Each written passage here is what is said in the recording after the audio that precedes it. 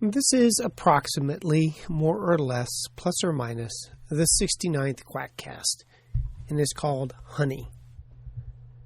As you probably know, I'm recycling all my science-based medicine entries as a means of keeping this podcast up. I can't write a podcast and an SBM essay. It's just too much for poor little old me. But you don't really care, do you? You want to know about honey.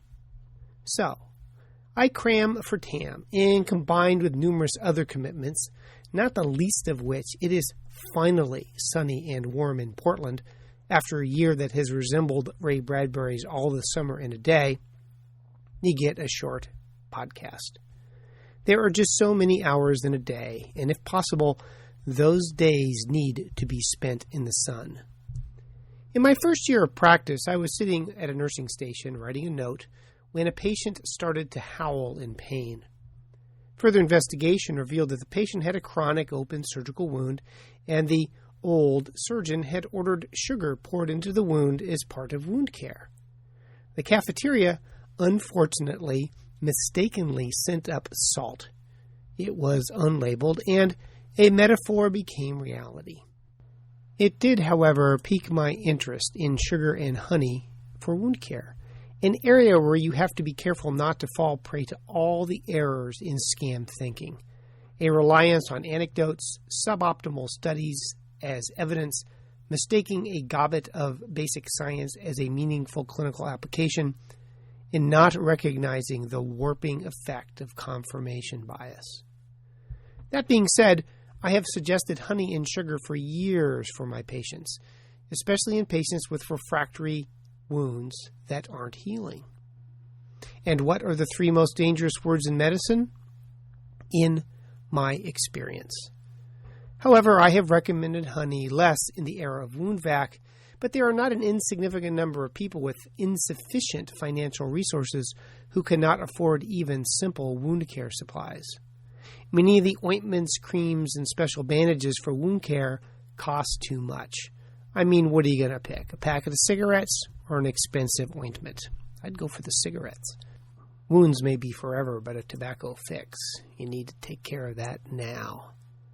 People also like honey, as it is natural. People do love to fall for the naturalistic fallacy. And both honey and granulated sugar are inexpensive, saving money for that 6-pack. I always tell patients that the data is iffy, but it's not entirely stupid. Now, wound care itself is mostly a combination of tradition and hype. One doctor learned from his attending, who learned from their attending, in a line that stretches all the way back to the first barber surgeon.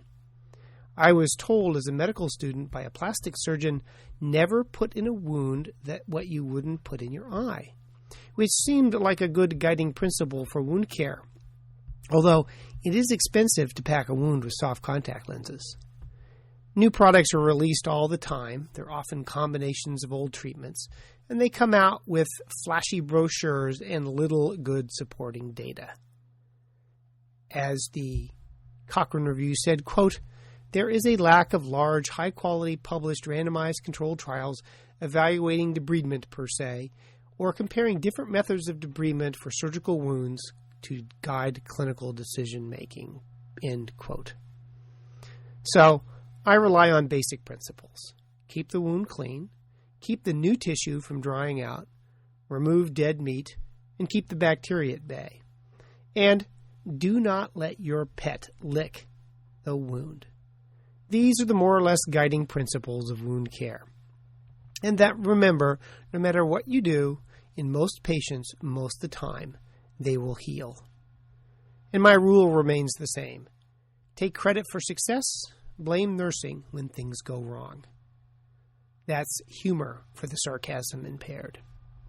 So, is there a basic science rationale for honey and sugar in the treatment of wounds and burns? Well, first, there is mechanism of action, and it is primarily mechanical. The high osmolality of sugar and honey prevent bacterial overgrowth. Food can be preserved in sugar, jam being a good example, and you've probably seen sugar-preserved fruit if you've traveled in France.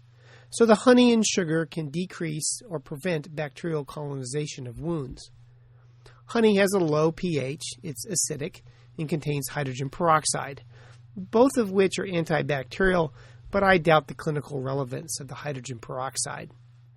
And there may or may not be bee and honey constituents that aid in their antibacterial properties, although again I am suspicious about the clinical relevance.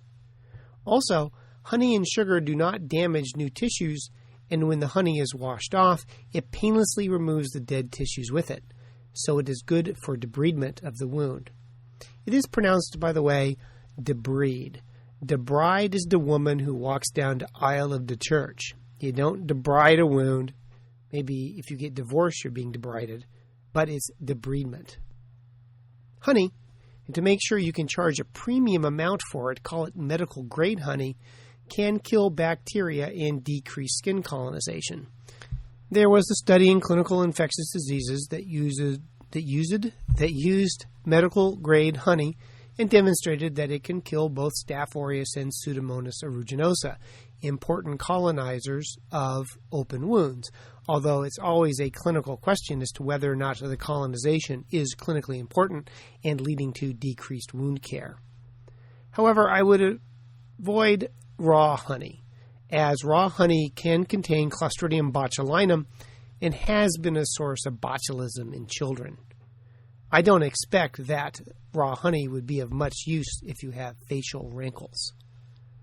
So at least from a basic science perspective, sugar and honey have mechanical and perhaps biochemical reasons, and certainly financial reasons, it could be of benefit in wound care.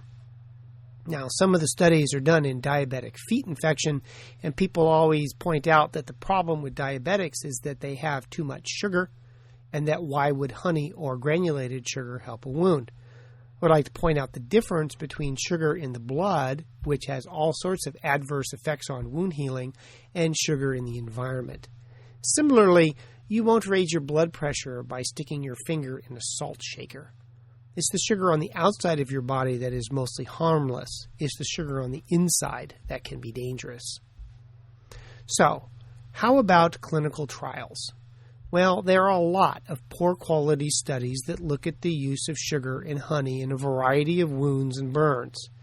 There are almost 400 references, so if you are in the mood for cherry picking, you can find studies to support or deny any particular stance you want to take on using these agents in the treatment of wounds.